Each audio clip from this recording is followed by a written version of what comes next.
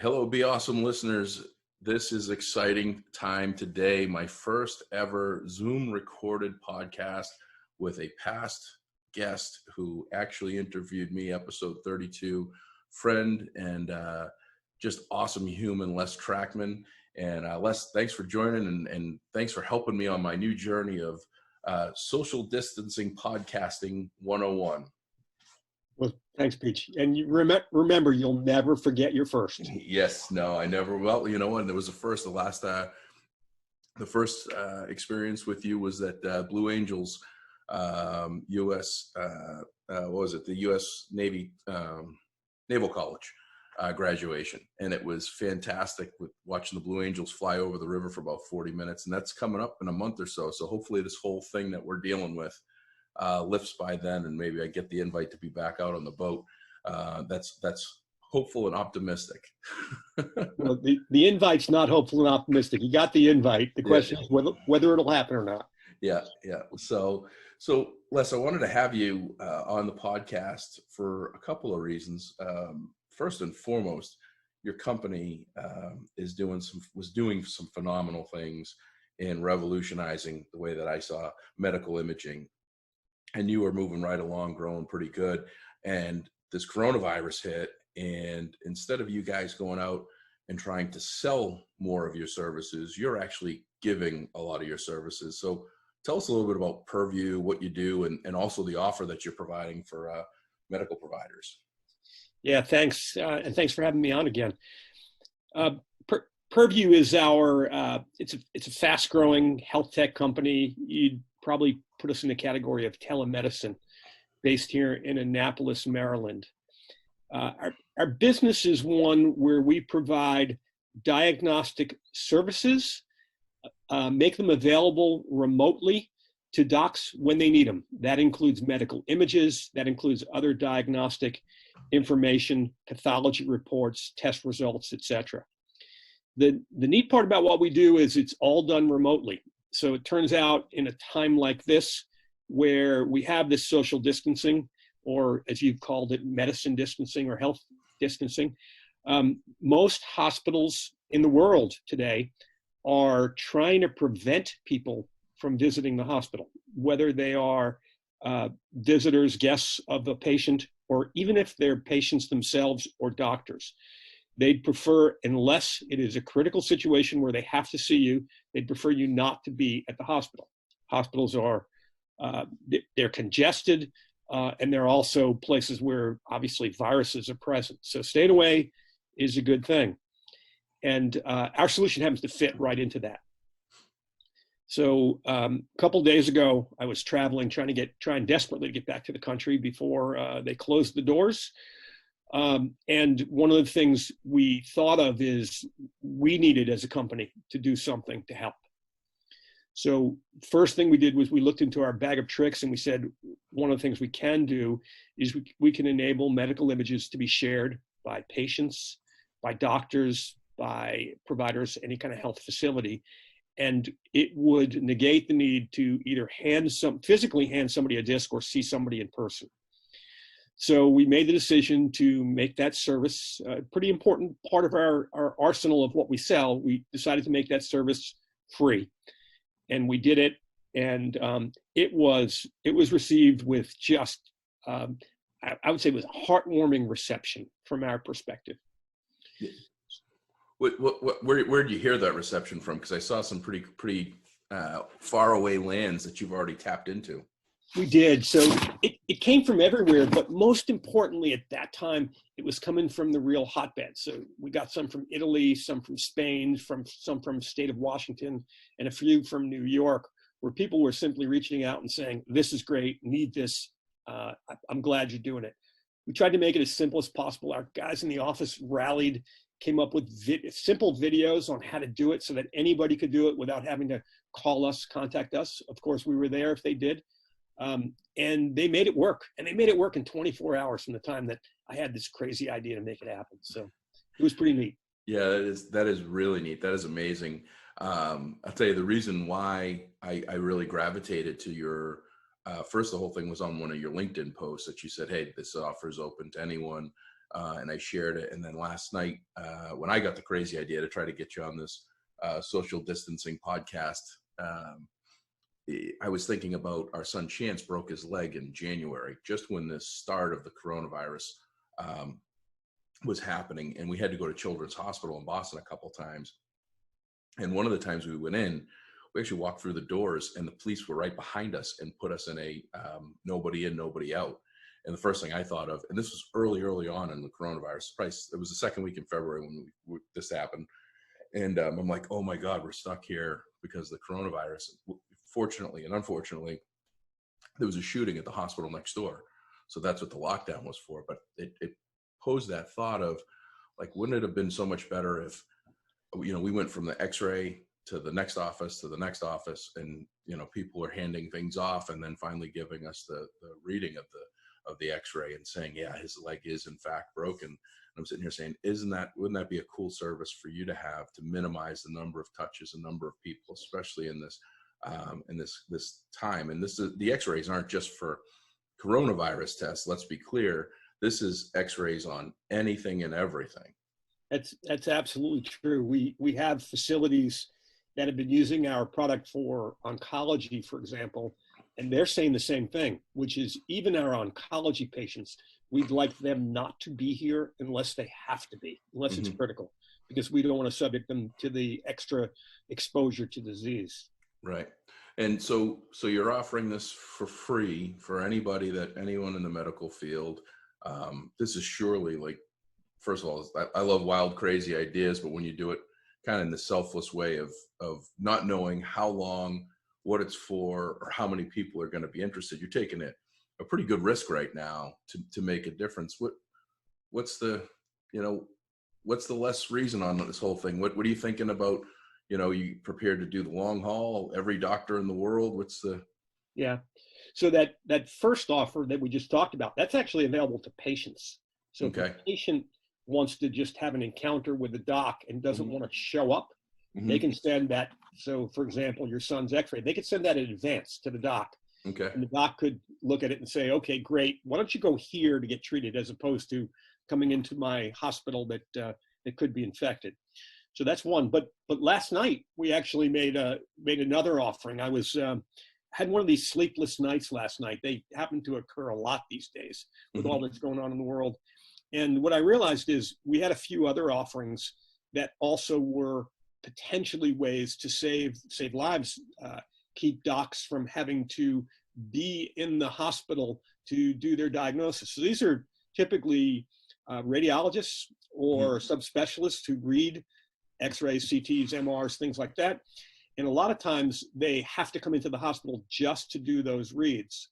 But we have a system that enables them to do those reads remotely. In fact, they can do them anywhere, anytime, on any device, even a tablet or even a smartphone if they had to. So that's another product that we normally sell to the marketplace. It's actually our core product. We probably make more money off of that than any of our other products. And last night I called my operations guy and I said, look, here's what I'm thinking. I'd like to make this free also. And he kind of paused for a minute, and I thought he was going to tell me I was crazy. Well, probably I am crazy anyway, but he was just going to tell me that this was a nutty kind of thing to offer because it would really cut to the core of what we're trying to sell. And it was great because our guys are all thinking like this. And he said to me, well, he shares your name, Josh. I think you met him when you were here. Oh, yeah. Yep. So Josh said to me, perfect. He said, this is exactly what we need to do. Our guys have some time on their hands. We're trying very hard not to have to lay off any employees or cut any hours or anything like that. Let's have them do something really useful. So last night we announced and actually came out in a note this morning to our marketplace that we're going to offer that service for free as well. Wow. So I'll answer the question you raised with both of those in mind, which is it's not really crazy. So one, if the world explodes and we end up with nothing when we're done, then we're not going to have a business anyway. And if we can contribute to expediting the process, helping doctors, helping patients, maybe be somebody that helps cut this a little bit shorter than it is, it will benefit us and it will benefit everybody. But I can tell you, we're not a big business. We're a small, fast-growing business. We chew through a lot of cash. If this thing goes on forever, we'll go along with it. Yeah. We'll be out the door, but you know what? We're going to die trying. And I'm an entrepreneur. I'm an optimist. There are bigger risks that I've taken in my life than this. We're going to take this one, and we come out the other end. I think we'll all be better for it. You know, Les, that's one of the biggest reasons that attracted me to becoming friends with you and pursuing connecting with you on LinkedIn almost 2 years ago, is that mindset, which many folks don't have, which is, hey, if the ship's going down, I'm going down with it, which is that captain mentality. You know, with that optimism, and there's lots of folks that are on here that are listening to us that don't have that same optimism, or might not be the entrepreneurial spirit that they think what they need to do.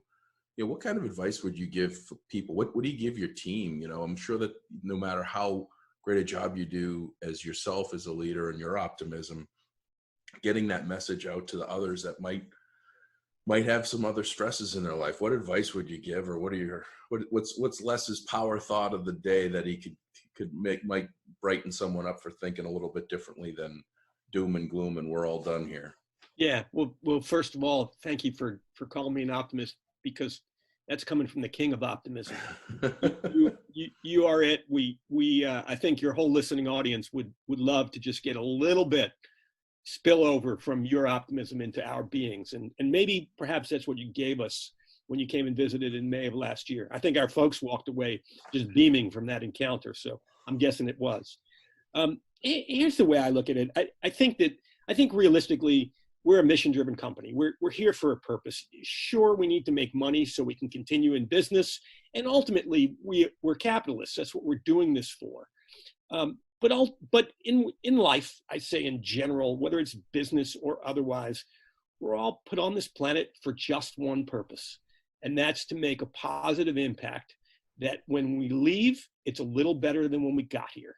Mm-hmm. And so I just say to my team, you know what, guys, this is our job. This is what we need to do. We have a job to do, and our job is to make the world a little bit better. And if we can do it, we get to play again. And that's that means a lot these days. It's also true that people are pretty happy to be in an industry that's not shutting down. So, I mean, they could be working for a restaurant today, and we think about it all the time, what the impact is on those people. And that impact is far more dire than any impact on us. So to a large degree, we as a company feel like we're privileged. And because we have that privilege, we need to take advantage of it and give back as much as we possibly can. Yeah, well said. And you know, the biggest thing that I take away with friends and leaders like yourself is you've positioned and put yourself in places where there's purpose. You know, you're not in business with places where there isn't purpose, where you can't say it with our great articulation without having a cheat sheet in front of you or anything else. It's really refreshing. And I think more people, when all this stuff is all said and done, I think more people will probably look to search and find their purpose. So, you know, before I forget about this, how do people get a hold of you, or how do people get a hold of the people they need to? I'm going to go ahead and send my request, because I know I got some x-rays coming up, follow-ups with Chance. So I'm going to take advantage of that free patient offer. But how does everybody else get a hold of be able to sign up for that? Yeah, there are a couple of ways you can do it. First is you can share this podcast, because it'll be resounding with how to get in touch with us. But the specifics are, if you send an email, send it to sales@purview.net. Okay. Somebody will field that. We'll get back to you as quickly as possible, probably 24 hours a day. That's what we've been doing the last couple of days.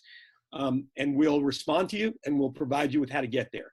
The patient sharing facility is actually right on the front page of the website. So if you go on purview.net, mm-hmm. you'll find that there.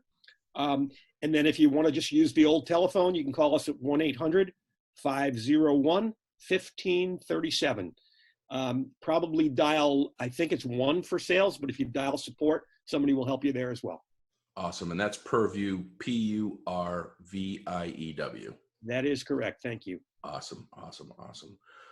Well, Les, I can't thank you enough for coming on here. I can't thank you enough for being such an awesome human and friend to me and making this offer.